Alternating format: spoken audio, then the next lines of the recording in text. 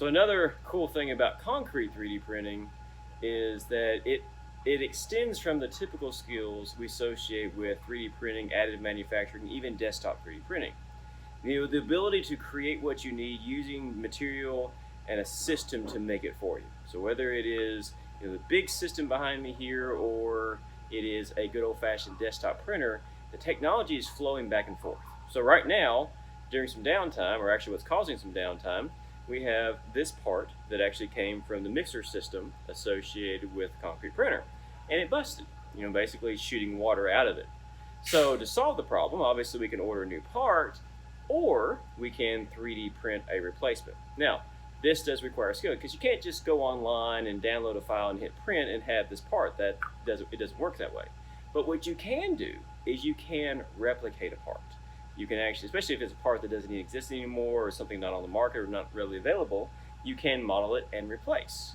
And so what we did, we just took the original, modeled it up, and then ran it through the printer, printed in carbon fiber, and are going to plug it in and actually get the system back and running. Again, using the same technology, using the same mindset.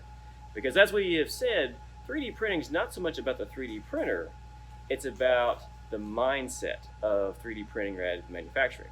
The printers get bigger, they get smarter, obviously they go into plastics, they go into metal, they go into concrete, but it's about how to use it to its most effective way. It's the best methodology that makes it truly powerful. So, part replacement, on-the-fly work, and of course with today's desktop printers, the part's done in less than an hour. Just a matter, and we can even remote in and send the file to the printer and then go pick it up, which is actually one of our guys are doing right now. So, with this model worked, it needed a little bit of tweaking, so we're actually having the other one redone, and it's on its way. So that's the power of the technology, that's the power of the mentality, and that's how you have to think about this. Again, big or small, additive manufacturing is a game changer in so many areas.